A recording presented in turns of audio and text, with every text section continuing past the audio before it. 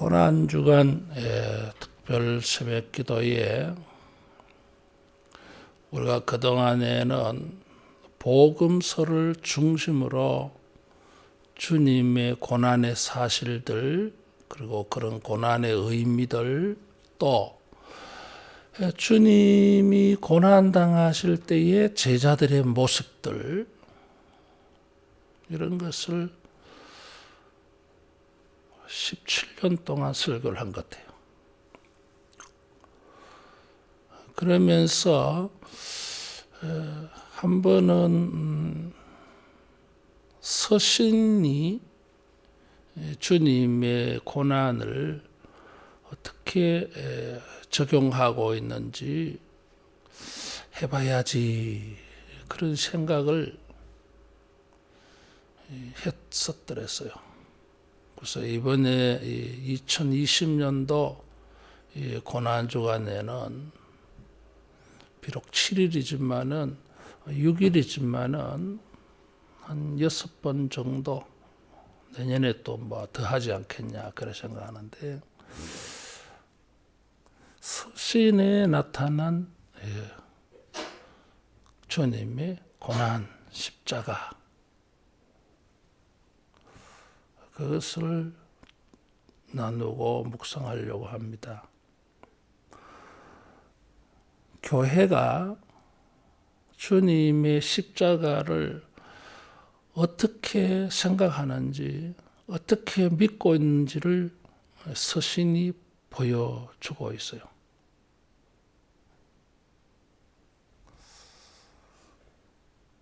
그래서 앞으로 또 한 10년간에 걸쳐서 아마 그런 것을 해볼 수 있지 않냐 할까.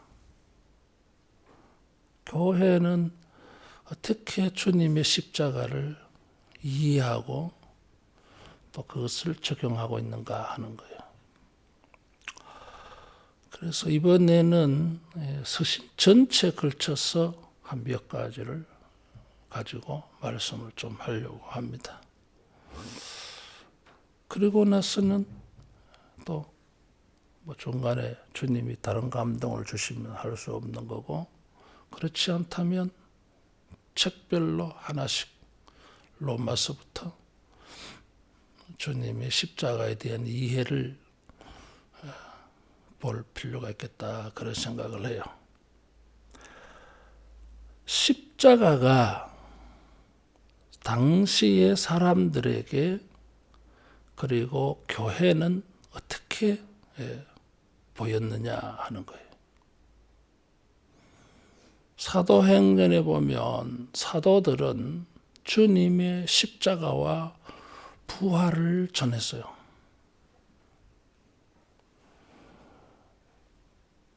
이 십자가와 부활은 우리 믿음의 도리, 기독교 신앙에 있어서 절대로 가볍게 다루어지지 않는 핵심이고 중심적인 신앙의 요소입니다.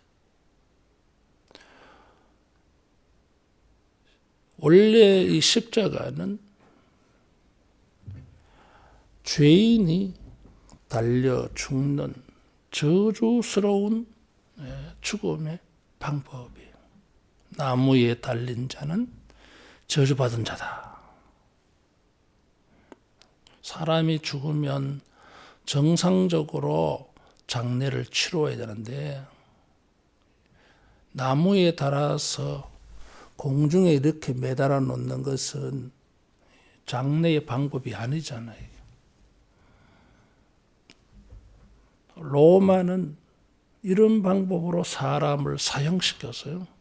그래서 사회적으로, 국가적으로 아주 악질적인 사람을 십자가에 못 박아 죽였어요.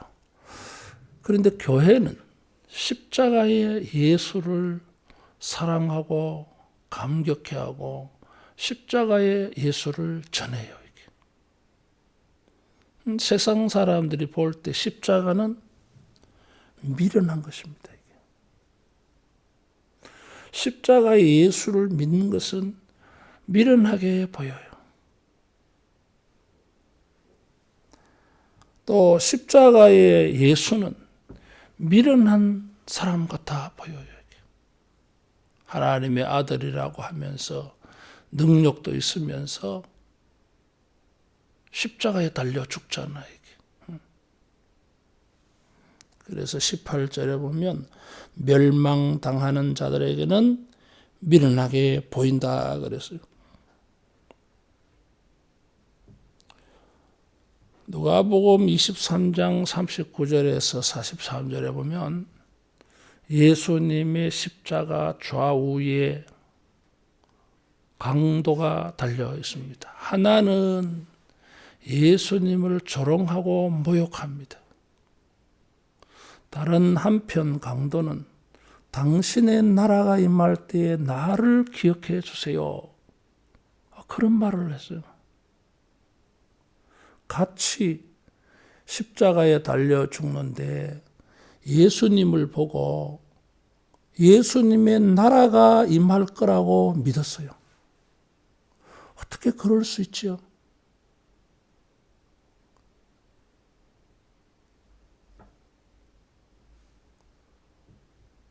똑같이 십자가에 달려 죽는데 어떻게 하나는 당신이 하나님의 아들이라며 우리도 구원하고 네 자신도 구원해라고 비웃고 조롱하잖아요. 그런데 이 부정적인 이 인간의 말도 은연중에 주님이 어떤 분이신가 하는 것을 말하고 있어요.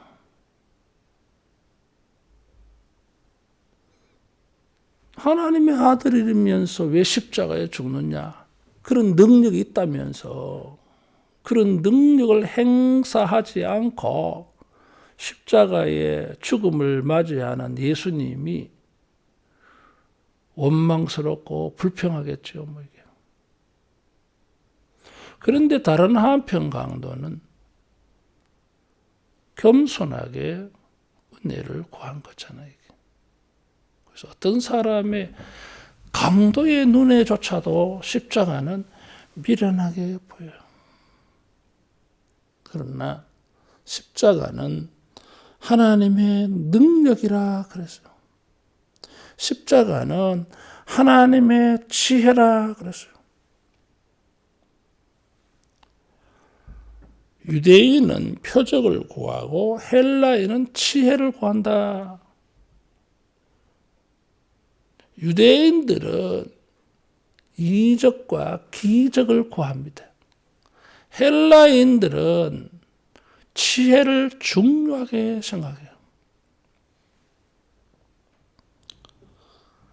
성경에 보면 유대인들이 기적을 좋아하는 것을 볼 수가 있어요. 사탄도 예수님을 시험할 때에 마태복음 4장 1절에서 11절에 보니까 돌 가지고 떡 만들어 먹어라. 성전 꼭대기에서 뛰어내려 보라. 기적을 요구하고 있어요.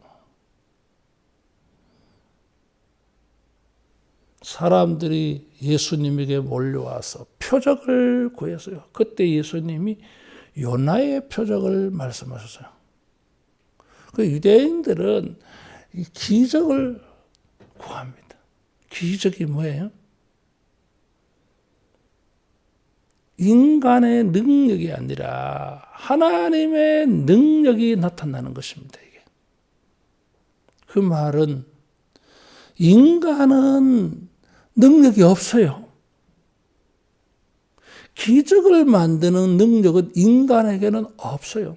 그래서 기적을, 표적을 행한다고 하는 것은 하나님의 대리자, 하나님의 사람 모세, 엘리야 이런 신적인 능력을 나타내는 것입니다. 이게. 헬라인은 지혜를 구한다 그래서요.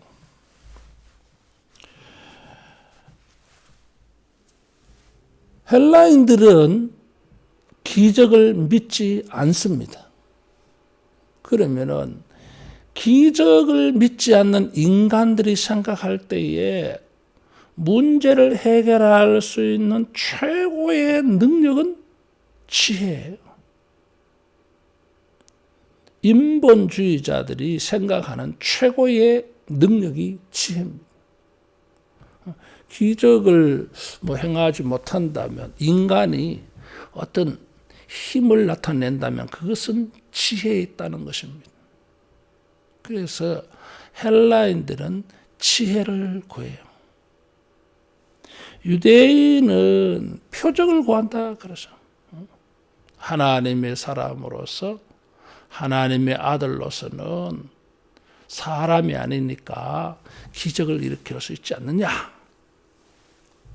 십자가에 달려서 고난을 당하실 때에도 마태복음 27장 40절에서 43절에 보면 십자가에서 내려와 봐라. 그리고 네 자신을 구원해 봐라. 그러면 우리가 믿을게. 사탄이 돌 가지고 떡 만들어 먹어라. 기적을 일으켜서 니도 배고픔을 면하고 세상의 배고픔도 해결해 줘라. 기적을 행하여서 인간을 구원해라고 하는 유혹이었어요. 예수님은 기적을 이렇게 능력이 있으니까 그걸 사용하라는 거죠. 그런데 예수님은 그걸 사용하지 않고 십자가를 사용하세요. 얼마나 미련하게 보이겠어요. 표적과 지혜를 단호히 거부를 했어요. 오늘날 사람들이 생각하는 최고의 능력이에요. 신비주의자들, 신을 믿는 자들이 생각하기에 최고의 해결의 방법은 기적이에요. 신을 믿지 않는, 인간을 믿는 사람들에게는 지혜가 최고예요. 그런데 하나님께서 사람을 구원하실 때에 이 두 가지 다를 사용하지 않아요.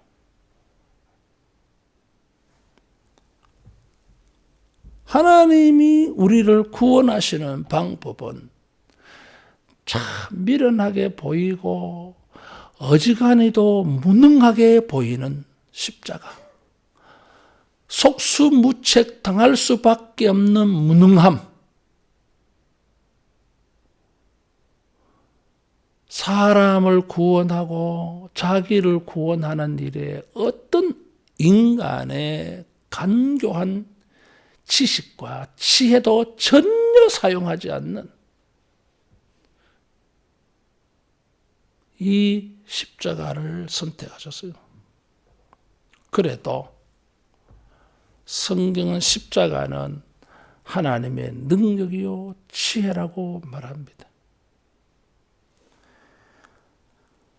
에베소서 성경에는 십자가를 하나님의 신비, 그리스도의 신비, 비밀이라고 말을 많이 하고 있어요. 우리 한번 찾아보겠습니다. 에베소서 1장 9절.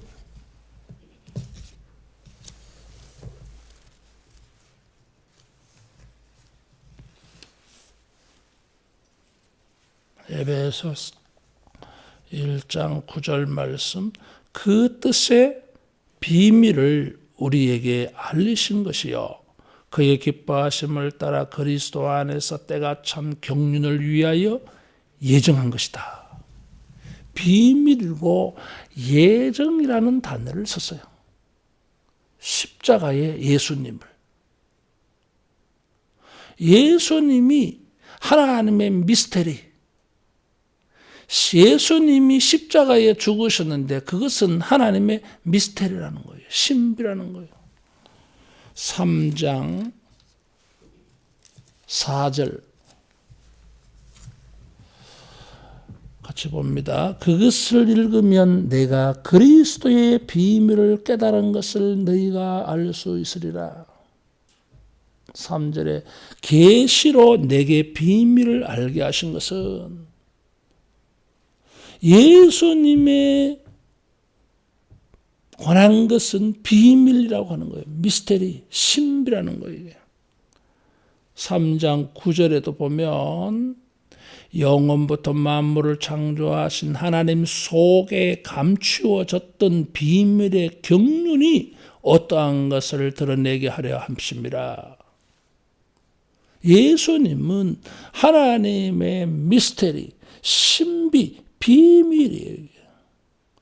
예수님이 십자가에 죽으신 것은 하나님의 미스테리, 비밀, 신비예요.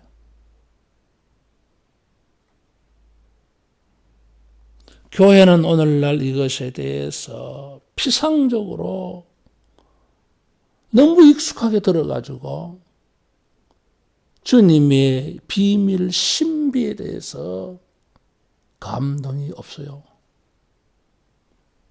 예수 안 믿는 사람이 아니라 교회가 그리스도의 십자가에 대한 감격이 약하다 그 말이에요.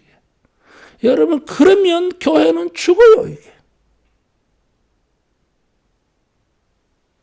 사도 바울은 주님의 십자가를 알기로 작심한 사람이에요. 주님의 십자가에 참여하려고 했던 사람에게. 자, 그것만 찾아보겠습니다. 빌립보서 3장. 빌립보서 3장 10절.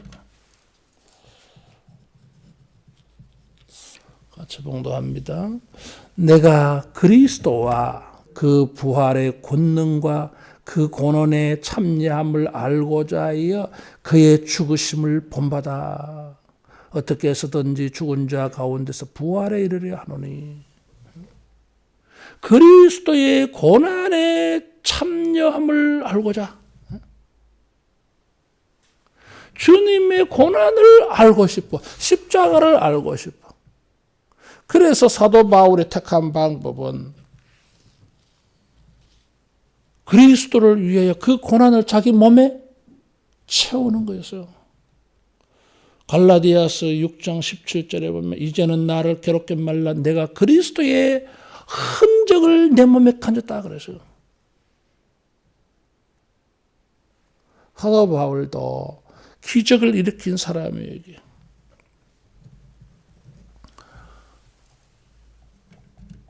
그는 하나님의 능력을, 주님의 능력을 구사했던 사람에게 그런 바울이 추구했던 것은 그리스도의 십자가였어요. 근데 주님은 승천하셨는데 그래서 그가 주님의 고난을 알고자 선택했던 방법은 교회를 위하여 자기가 고난받는 거였어요. 그런 고난을 통해서 그리스도의 고난을 자기가 소유를 했어요. 그래서 갈라디아서 17절에 나를 괴롭게 말라. 내가 내 몸에 그리스도의 흔적을 가졌노라. 그걸 자랑했어요. 고린도후서 11장에는 약한 것이 강한 것이다. 자기의 약함이 십자가에서 주님의 능력이 나오는 것이라고 봤던 거예요. 우리는 세상 사람들이 주목하는 병자를 고치고 안진뱅이가 일어나고 죽은 자가 살아나는 이런 능력을 우리는 최고로 생각합니다. 그런 능력의 종이 되고 싶어하고 뭐 그런 은사가 있으면 온 세상에 자기를 까발리며 자랑하고 그럽니다. 자기가 마치 하나님의 대리자인 것처럼. 바울보다 위대할까요? 예수님보다 위대할까요? 그게 아니에요. 더 위대한 인간의 능력과 지혜는 십자가를 감당하는 게 능력입니다. 십자가를 감당하는 게 최고의 지혜입니다. 그것이 하나님의 능력이고 하나님의 지혜라고 말하기 때문에 그래요. 사실 능력이 있으면서 무능하게 사는 거 어렵습니다, 여러분. 타락한 인간은 그렇게 살지 않아요. 능력을 발휘하며 살지. 하나님의 비밀한 계시를 아는 지식을 가지고 있다면 가만히 있지 않습니다. 세상에 자기를 나타내지요. 그런데 예수님은 그런 것을 다 내려놓으시잖아요. 예수님이 능력이 없어서 뭘 몰라서 그러십니까? 아니. 그래서 사도 바울은 이 십자가를 가지고 고난을 가지고 빌립보 교회에 편지하면서 빌립보서 2장 5절에서 11절에 그리스도의 겸손이라고 말하잖아요. 사람들이 좋아하는, 사람들이 보기에 최고가 되는 이런 것이 아니라 하나님이 보시기에 최고가 되는 십자가. 어떻게 보이면 무능하게 보이고 무식하게 보이는 이런 십자가를 우리 신앙생활에 적용하기를 바랍니다. 이 십자가가 사람이 보기에는 어리석게 보이고 약하게 보이지만 고린도전서 1장 25절에 보니까 이것이 하나님의 어리석음이 사람보다 지혜롭고 하나님의 약하심이 사람보다 강하다 그래서요. 무능하게 보이고 무식하게 보일지 모르지만은 이것은 하나님의 능력이 나타난다 그랬어요. 하나님의 일하시는 방법이에요. 무력함이 느껴질 때 기적은 고사하고 뭘 행할 수 있는 능력조차도 없어 보여. 아무것도 못해. 십자가에 달려서. 그저 무방비 상태로 모든 고통들을 그냥 당할 수밖에 없는 무력이요, 무력. 조금이라도 고통을 안 당할 수 있는 그런 것을 못해, 그게. 무지요, 이게. 어떤 아이디어도 보이지 않아. 이렇게 하면 되지 아니할까? 저렇게 하면 되지 아니할까? 그런 것도 안 해. 그래서 그리스도의 십자가는 무능, 무지를 다 보여주는 것 같아요. 인간을 구원하기는 고사하고 자기 자신을 구원하는 일에도 방법도 없고 아이디어도 없고 뭘 그것을 할 수 있는 힘도 없어. 철저하게 아무것도 못하는 상태. 그런데 그것이 하나님의 방법, 그것이 하나님의 능력, 그것이 하나님의 지혜라고 말하고 있어요. 이런 것이 교회에 설계되는 이유가 무엇이에요? 교회에 고난당하는 사람들이 많았어요. 다른 것도 때문이 아니라 그 예수님을 믿는 것 때문에 십자가를 믿는다고 하니까 손가락질 당했어요. 뭐 그런 걸 믿느냐. 믿어도 좀 제대로 된 걸 믿으라고 말해요, 사람들이. 사람들이 십자가 믿는 게 부끄럽게 여겨졌나 봐. 그래서 사도 바울은 31절에 보면 기록된 바 자랑하는 자는 주 안에서 자랑하라. 십자가 예수님 자랑하라. 그렇게 말하고 있어요. 2장에는 자기는 십자가 예수를 전한다 그래요. 그 밖에 자기는 전할 게 없다고 말하고 있어요. 우리가 가장 무력감이 느껴지고 아무런 방법이 보이지 아니할 때가 하나님의 능력이 나타나는 기회가 되어질 줄로 믿습니다. 우리가 이 하나님이 역사하신 타이밍들을 보면 전부 이런 거예요.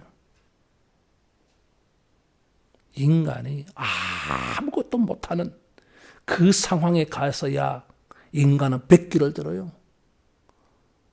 철저하게 자기를 부정하게 되어져.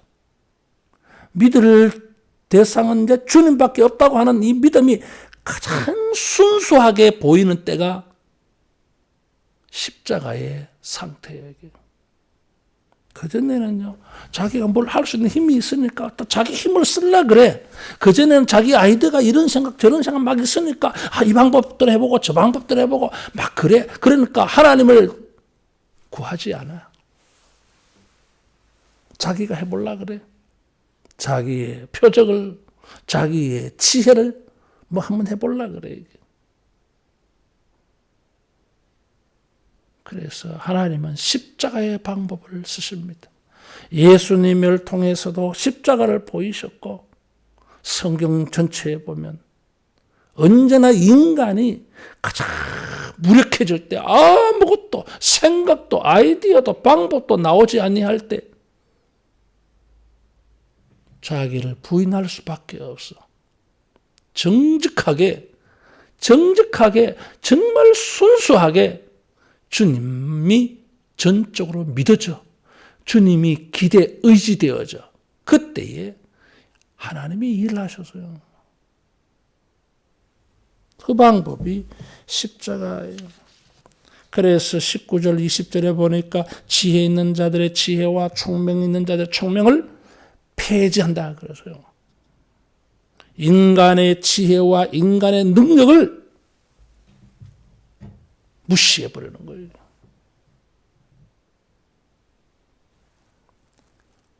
우리가 주님의 십자가를 믿는다면, 우리가 주님의 십자가를 받아들인다면 그것이 하나님의 방법이고 하나님의 능력이고 하나님의 지혜라고 생각한다면 우리 신앙생활에서도 이 십자가의 정신을 발휘하기를 바랍니다. 그것이 하나님의 능력을 만나는 방법이고 하나님의 지혜를 만나는 방법이에요. 그래서 예수 믿는 사람들도 보면 바울이 이것을 믿는 사람이 어떤 부류인가 거기에 적용하잖아요. 너희를 부르신 부르심을 보라. 거기에 적용해버려요. 이게.